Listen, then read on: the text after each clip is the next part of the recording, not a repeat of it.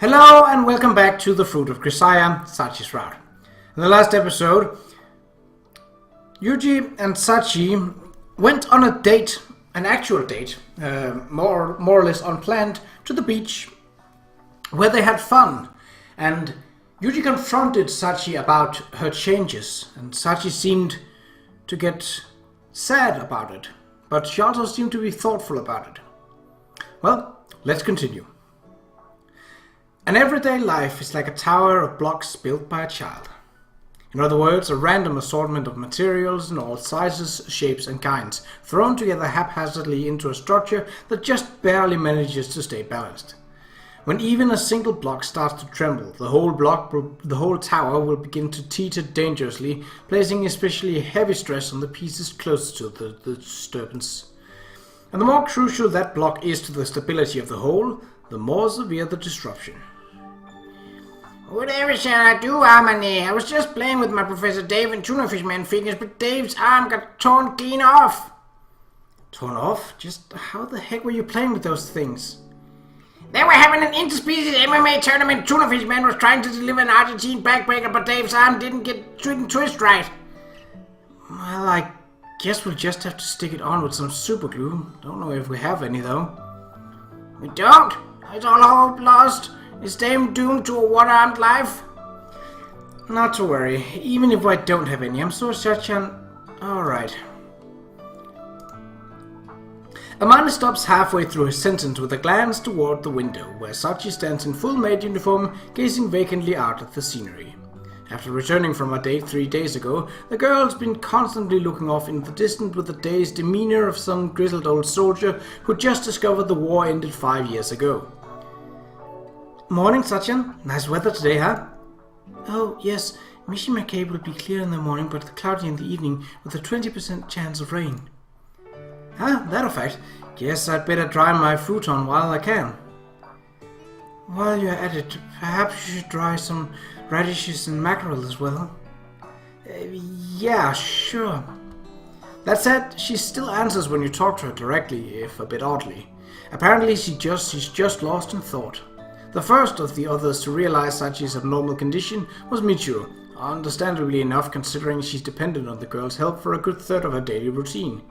But a vague report that Sachi's acting kinda weird spread throughout our small dormitory in the blink of an eye. And after 3 straight days of this odd behavior, everyone's obviously begun to treat the communal maid a little gingerly, generally refraining from their normal barrage of requests. Guess we should go buy some at the convenience store after all. Oh, but Sachin's totally got some. Going out to the store is such a waste of my severely limited supply of effort.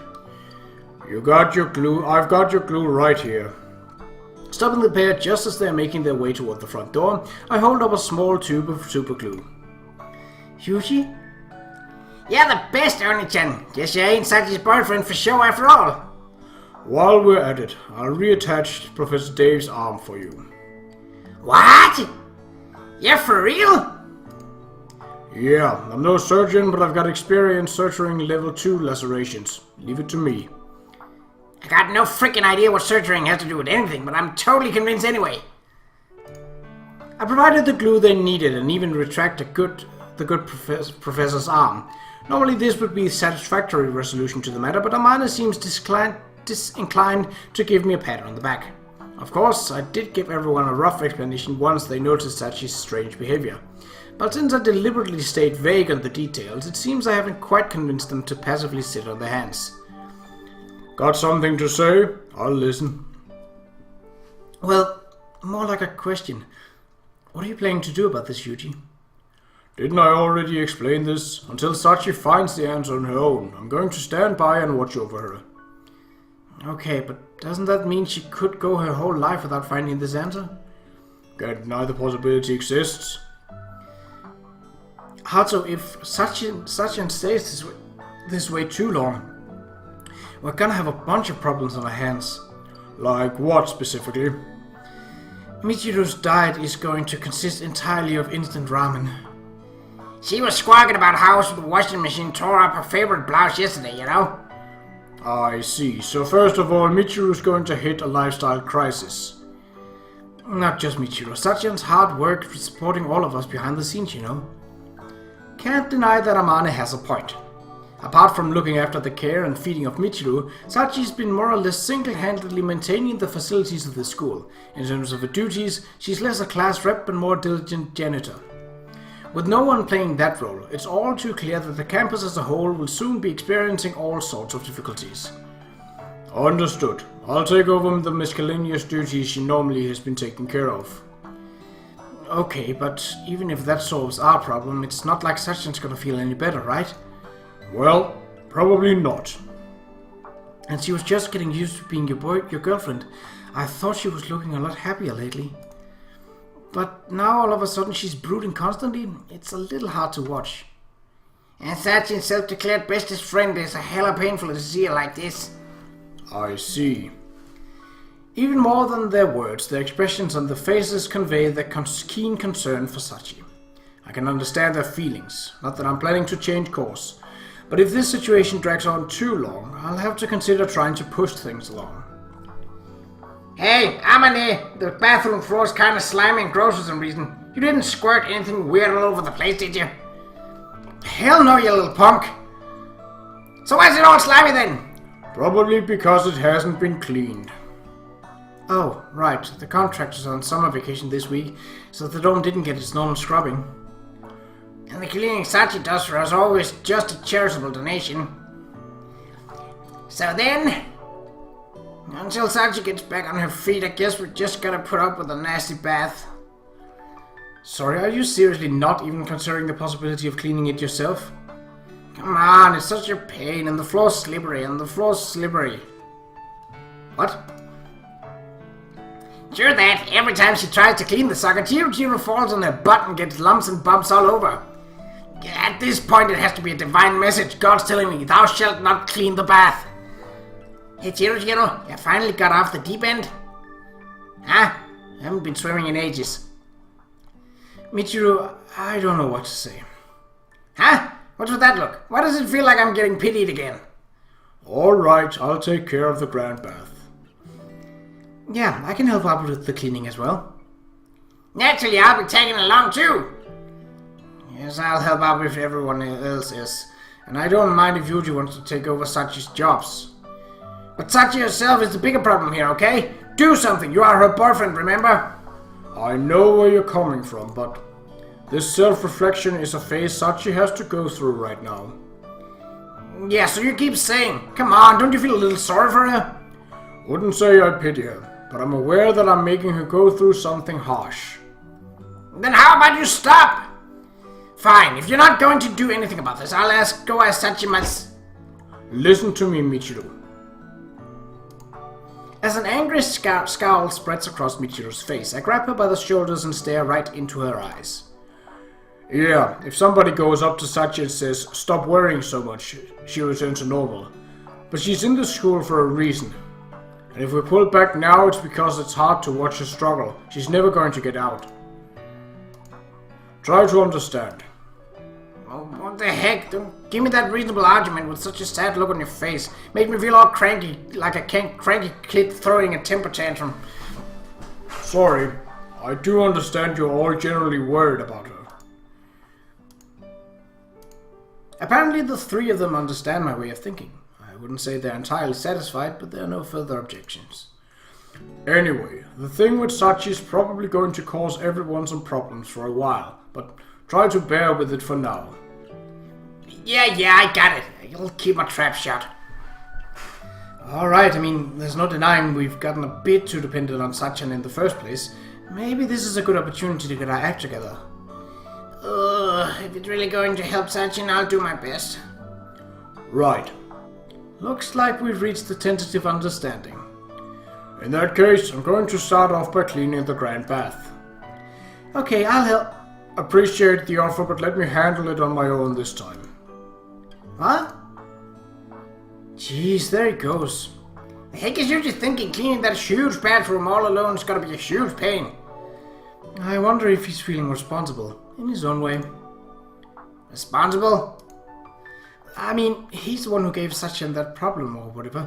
He probably doesn't want to become a burden on the rest of us. Jeez, for someone who tries to go around fixing other people's problems, the guy's got a pretty difficult personality in his own right. And don't forget, Unichan's gotta be even more worried about Sachin than the rest of us. Yeah. So then, is there really nothing we can do to help Sachi, other than just leaving her alone? Kinda hard to help when we don't know what she's worrying about in the first place. So, why don't we just ask her? Gotta be the easiest way to find out what sort of problem she's working on. Oh, good idea! Hold on a second, guys. I kinda feel like that would be breaking the rules. Maybe, but we don't know what she would try. Even if she goes, I can't tell a shameless skank like a Manasan, that's still a clue. Michiru! Sorry, my bad, stop! Don't squeeze me! Oh, my tender brain, just squeezing him out of my ears! Okay, well, I want to help too, but I think we should get some advice before rushing into anything. Advice? From who? Who else? Professor Y, of course. And so, after talking the matter over as a group, we decided to stick our collective nose into your business. My business? That's right. Ever since you came back from that date with Kasami-kun, you've been acting quite oddly. When asked, you told us something of the circumstances. I gave Sachi a problem, to be precise. Oh, I wasn't aware you knew. Since it seems you're currently having difficulty with that problem, we were hoping you might be willing to talk it over with us. Talk it over? Since we came all this way, Kasami-kun's hardly likely to pass by and over here, we thought it might be easier to have a frank discussion among women. I suppose you're right, but... Did Yuuji say you couldn't tell us anything? No, he didn't mention any rule of that sort. Okay, past the first stumbling block then. A little early to be celebrating, even if her lips haven't been sealed. It's entirely up to Kumine-san whether she chooses to discuss the matter with us. Right. What do you say, Sachin? You think you can tell us? Well, Kumine-san, we're not trying to pressure you into sharing your troubles if you prefer to stay silent. But as our classmate and friend, if you'd like to discuss the matter, please feel free. Certainly. I've spent several days thinking over Yukon's questions without finding a satisfactory answer to any of them. At this rate, I might end up inconveniencing everyone indefinitely. By all means, I would deeply appreciate your assistance. Yes, of course. I believe that covers it. Such is the problem Yukon assigned me. Did I say something odd, perhaps? No, I wouldn't say odd, but Yuji's questions are sort of this weird mixture of incredibly obvious and totally incomprehensible. Yeah, exactly. I thought so too. What? Was there really an obvious question among them? Well, yeah. Although it concerns your feelings, so we obviously can't be entirely sure. That's quite alright. Please do share your thoughts with me. Let's start from the beginning. He basically gave you two different problems, right? First, why you were selfish on the date, and second, what Yuji wants you to realize. That sound about right? Yes, that would be an accurate summary of Yukon's words. Okay, so I'm assuming we all agree here. The reason she was selfish is the easy one, right? Yeah. Yeah, I didn't even have to think about that one. Alright, Sachin. Even though you've been totally selfless all this time, you ended up acting a little bit spoiled on your date with Yuji. That's gotta be because you've fallen in love with him. Because I've fallen in love with Yukon? Sure, I mean, what were you thinking that made those words pop out of your mouth? You were having lots of fun with Yuji and wanted it to last longer, right? Yes, that's true. Okay, so you wouldn't have felt that strongly about it unless you were in love with him. So you really think I've fallen in love with Yukon? Huh? Sachin, the heck are you saying this late in the game? But I don't quite understand myself what exactly I feel toward him. Okay, look, Sachi. Why do you think you wanted to wear those clothes he bought you? And you were quite anxious when he stopped halfway through as well. To go a little further back, you moved your seat next to him in the classroom, remember? If that's really proof that I love Yukon, then it would seem I've actually been in love with him for quite some time. So you really rolled with all these dates and sexy times without even knowing that you loved him? Yes, Yukon said he wanted me as his girlfriend, and I didn't dislike the idea. Didn't dislike, she says. That's some grade A thick-headedness. I'm actually feeling a little sympathy for Yuuji at this point.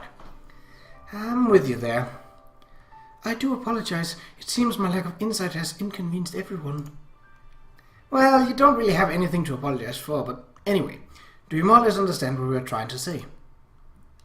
Yes, in other words, my unusual behavior was the result of long-standing romantic affection for Yukon.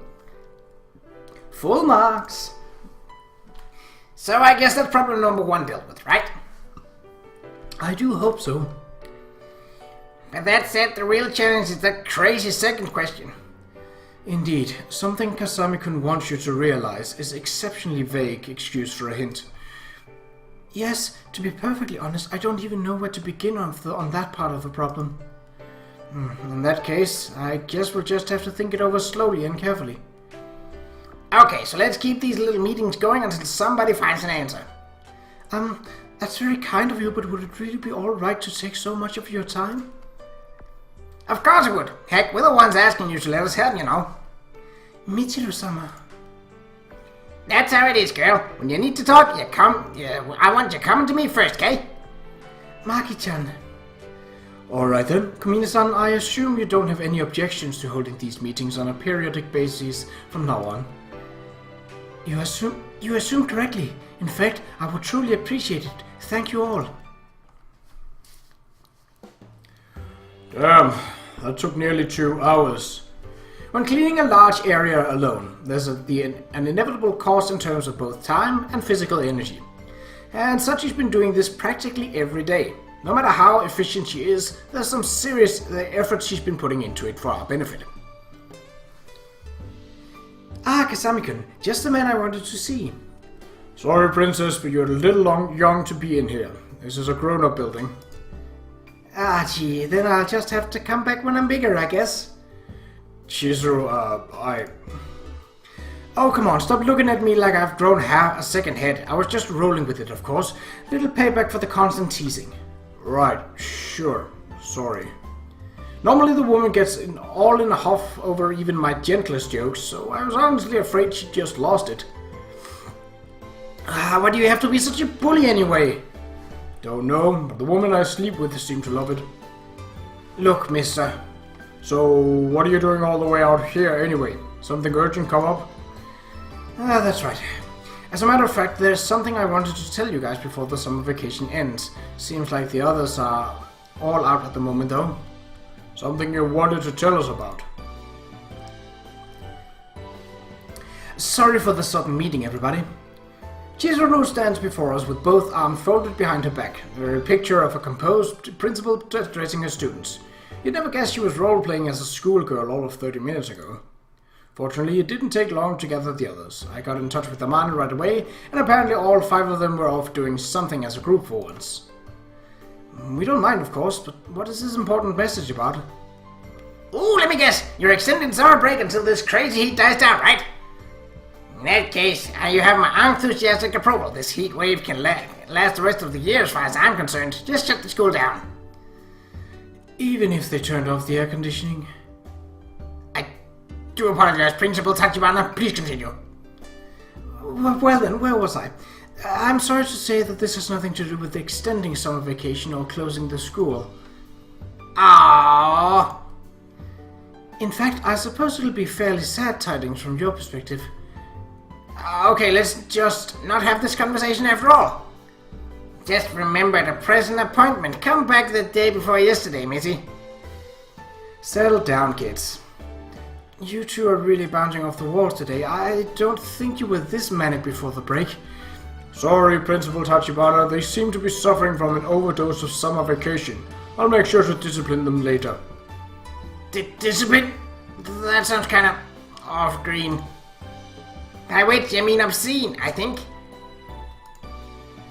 Okay, let's cut right to the chase. As soon as the new term starts, we're going to be holding a standardized achievement test. Achievement test? Yes, this is a nationwide test being held in every academic institution as the centerpiece of an investigation into scholastic achievement levels. Regardless of your school year, you will all be taking the same examination. An identical test? Then how are they setting the scope of the material we'll be evaluated on? To avoid creating an age advantage, the plan is to use questions based off of earlier material that everyone has already learned. I see. In that case, I suppose there's no particular problem. Just what I thought you'd say, Sakaki-san. As for you, Matsushima-san, if you studied properly on a regular basis, you wouldn't have to panic at times like these, you know? Of course, it's important to enjoy your vacations as well, but please do prepare for this, so you won't be left regretting it later. Hello there, Kumina-san. Are you listening? Yes.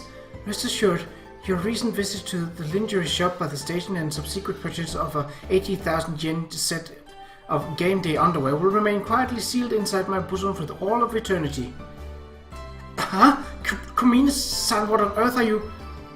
You intending to make use of those sometime soon, Principal Tachibana? What?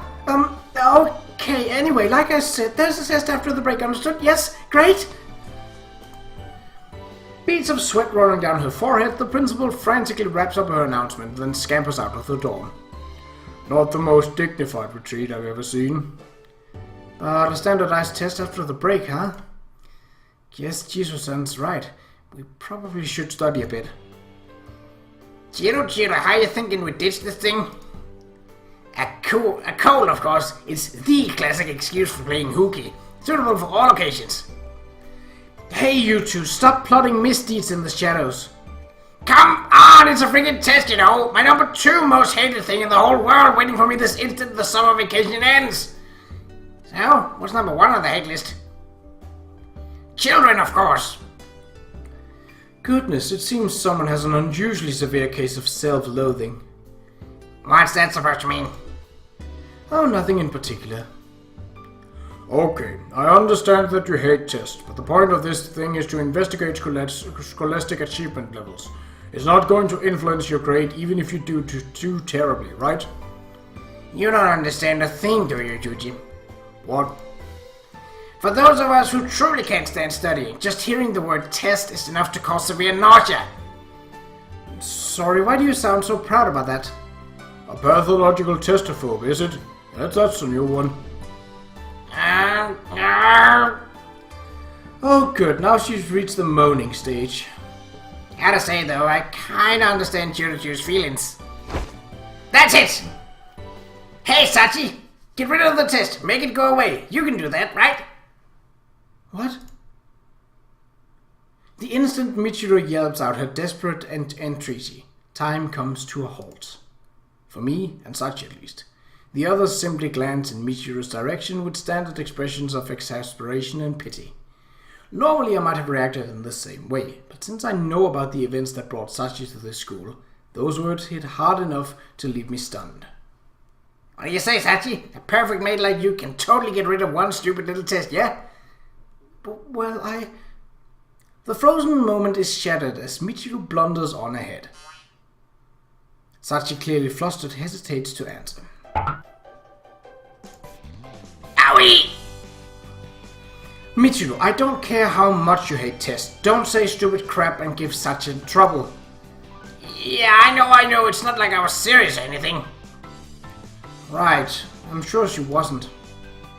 Michiru's words lacked any real malicious intent. She backed herself into a corner with all that theatrical complaining, jokingly asking Sachi for help was just her attempt at an exit strategy. But... It's alright. We're going to accept that request. Huh? Fundamentally, Sachi's going to take charge of this one. But if it seems like she's going to fail, I'll step in and make it happen. In other words, we're taking joint responsibility. Wait, Yuuji, what are you talking about? Just answering Michiru's petition. We'll get rid of that test, as requested. What? What What the heck are you saying? Sachi may be an invincible maid, but it's not like she can steer to get rid of a school test. It's in a totally different league from cleaning the bath or fetching an eraser or something, you know? I wouldn't be so pessimistic. Huh? Just so happened that you asked someone who's successfully gotten rid of a test before. Is that true, Sachin? Yes, Yukon speaks the truth. I did receive the same order on a previous occasion. And you seriously got rid of the test? Yeah, she did. To borrow Michiru's phrase, she's been an invincible maid for a very long time now. Sachin, that's freaking amazing! I mean, I do almost feel like she could pull it off somehow, but Sachin, just how on earth would you get rid of a test? That's going to be a secret until the day of the exam. Why? We're all gonna know after the fact, right? You might as well just tell us now. Tell me something, Michiru. Which is the more enjoyable way to receive a present? When you know what's inside or when you don't? Well, when you don't, I guess, normally. Right, same deal here. Ah, I see. Not bad, Yuuji. You're a pretty competent showman. You're too kind. Sachi sits quietly on the sidelines as I push the discussion forcefully ahead, her eyes fixed on me. Yes, I'm asking after the fact, but I assume you're alright with this, Sachi. Well, After all, turning her down would mean you're refusing to help someone. Guess that would make you a bad girl. I don't want that. In other words, you'll accept the request? Yes, I have to. I have to be a good girl. Right. And for you, a good girl is a person who does what they're told, never refusing, never objecting. A wind-up doll marching along the path others set out for it. Sachin agreed? Wait, so you seriously intend to get rid of the standardized test? Sachi wouldn't joke about this, and since I've assumed responsibility for her success, I won't allow her to fail. Well, I guess Yuuji's been pretty reliable himself lately, what with taking over Sachi's jobs. If Oni-chan's helping out too, maybe disappearing a test ain't entirely impossible. That's right. Rest assured we'll take care of it. Feel free to slack off for the rest of your summer vacation. Alright, whatever. I got no idea how you're gonna get rid of this test, but good luck with that, Sachi. Yes, please leave everything to me. Sachi, you have a second? Ah, of course. As the group disperses, I stop Sachi before she can leave the lobby. I'm just wearing my standard maid uniform today. Is there something unusual about my appearance? Noticing that I'm running my eyes over her clothing, she requests an explanation in a slightly puzzled tone of voice. Not really. Your street clothes the other day left a strong impression, so I was just doing a little mental comparison. I do apologize. All my attention has been focused on solving your questions, so I haven't spent much time considering my attire. I see. But if you'd like, I can, of course, get changed this very instant. No, that's alright. Not necessary. Is that so? Yeah. There's no meaning in her wearing those clothes unless she does it on her own initiative. The conversation grinds to a halt. For a moment, there's a vaguely awkward silence between us. Yukon, would you mind if I asked you something? Depends. What do you want to know? I'd like to know why you accepted Michiru-sama's request on my behalf. Let's see. Little tricky to explain, actually. Mainly, I thought accepting that request would help you find the answer to the questions I gave you the other day. This will help me find the answers to your questions? Yeah. Also, I wanted to see how you react today when faced with the same request you accepted back then. And if you didn't refuse, how'd you try to carry it out? Long story short, you could say I dragged you into this for my own selfish reasons. That's quite alright. You may have asked, but I'm the one who decided to accept Michiru-sama's request. Right. And if carrying out this task will enable me to find the answers to your questions, I will devote my utmost efforts to doing so. I don't know what Sachi thinks about the incident she caused at her previous school. I don't know whether she regrets it or hides behind realizations. But when Michiru asked her to get rid of the test, Sachi hesitated for a moment with uncertainty in her eyes. And after I pushed her into consenting, she asked me why. At the very least, something about the idea of repeating her actions made Sachi uncomfortable, even unsettled. That she nonetheless decided to accept the request can only mean one thing. The laws that bind Sachi haven't loosened their grip on her. Yukon? Ah, sorry, it's nothing. Is that so? Anyway, one last thing I wanted to ask. Do you have a plan in mind for getting rid of this test? Yes, I've already carried out this request once, so I don't anticipate any problems in doing so again. Already succeeded once, huh? Well, in that case, I guess I probably won't need to get involved. Indeed, I don't think you'll need to take any action, Yukon. Alright then, sorry for holding you up. Not at all, I'm your girlfriend, so please feel free to call for me whenever you like. With a smile and a demure little bow, Sachi calmly heads back to her room. Sachi may be confident now, but if she attempts to use the same method as before, she's almost certainly going to fail. That's not a problem in itself. Sachi has to fail if she's ever going to break out of this status quo. But failure alone would likely accomplish nothing more than leaving a new wound on her heart. Failure is necessary, but she can't allow herself to fail. The solution's obvious enough. She just needs to fail by succeeding. There's a fundamental contradiction hiding inside the laws Sachi bound herself to. And if she needs help to realize its existence, I'll use my means necessary to provide the key. And that's where we'll end this episode. Oh, it's not a chapter? Well, we'll not end the episode then. A little before midnight, there's a sudden knock at my door. Sakagi, right? It's not locked. How did you... When I said Sachi had gotten rid of a test before, you were the only one who looked startled. I see. I didn't think my reaction was particularly conspicuous. You are an observant one. I am a part-time cleaner after all. Can't overlook even the smallest specks of dust. Dust, is it? Repeating my words with a knowing tinge of irony, Sakagi walks to the center of my room, letting the door close behind her. So, why drop by a man's room at this hour? Decided it was about time to throw away your virginity? I'm sad to say I have no intention whatsoever of giving that to you. Ah, money troubles then. In that case, I have something I want to ask you, Kasami-kun. And what would that be? Noting a clear change in the tone of Sakagi's voice, I decided it's wise to stop teasing her. Are you aware of a certain rumor concerning a girl who set the fire to her own school simply to ensure a test was cancelled? Interesting story. Sounds a bit far-fetched, though. I see. Well, if you want to deny it, I won't press you any further on that point. But as a classmate to both you and Kumine-san, there's one question I want answered clearly and honestly. Can't promise anything until I hear the question. Alright then. You may have accepted Matsushima-san's request, but I assume you don't intend to let Kumine-san do anything dangerous, correct? What if I say that's a possibility? Then I'll have to register my objections. With a clear anger in her voice, Sakagi takes out her box cutter and pushes up the blade with a violent snap. I admire the spirit, but the odds of you actually touching me with that thing aren't even 1 in 100. Even so, I believe I'll keep trying as long as I'm conscious. Alright, I've got the message. My bad. Do me a favor and put away the weapon. When I declare my surrender, Sakagi heaves a long, heavy sigh and slowly sheathes her makeshift knife. To be perfectly honest, the potential risk depends on how things play out. I can't say for sure whether she'll be in any danger. But no matter what means Sachi chooses to use in pursuit of her objective, I can promise you I'll protect her with everything I've got. That not good enough?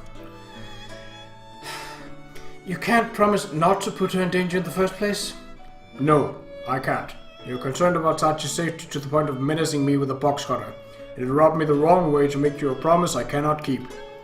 And the truth is, drastic measures may prove necessary. I see. From what you're telling me, it seems Kumine-san's real problem is likely a psychological one. Sorry, but I can't be the one to tell you that. I suppose not. That was a thoughtless remark, paid no mind. Anyway, Sachi's not the only one who's going to be affected by this. Might end up inconveniencing you and the others as well. Inconveniencing us? Yeah, of course. I promise to contain any dangers and keep you all safe. But if things do get ugly, I appreciate your help. You're asking me to offer my cooperation without even knowing what you intend to do? You're an impressively self-centered human being. I'm aware of that, but I'm still asking. Please, Sakagi. Very well. If worst comes to worst, I'll provide what assistance I can. Right, appreciate it. Do keep in mind, though, that I'm doing this so entirely for Kumina-san's sake. That's supposed to be your take on Michiru Sundara thing? Absolutely not. Sakagi turns away with a scowl. I'm not sure if she's really too disgusted to look at my face or just trying to hide the light blush on her cheek. In any case, I don't think we have any more to discuss. I'm going to excuse myself. Hey, Sakagi. What now? All this time I've been more than a little dubious about this whole thing. This place, this lifestyle, being a student. But as of right now, I think I'm over all of that. I'm glad I came to this school. And you're telling me this why? Who knows? Maybe I just wanted you to hear it. I see. Sakagi quietly leaves my room with an uncharacteristic gentle expression on her face. Although I hadn't expected it to happen this way, I've managed to gain something of an accomplish. Sakagi possesses both level-headed judgment and the ability to project authority. I don't think anyone's better suited to take care of the others when and if the time comes. But even with the cooperation of our classmates more or less assured, there's still plenty of problems I need to take care of. And if my estimate of the situation is correct, the drastic measures I mentioned are absolutely going to prove necessary. Which means I need to get going. There we have it. So that's the end of this episode. So we shall see how these drastic measures are going to play in. But that's all for the next episode. So until then, take care.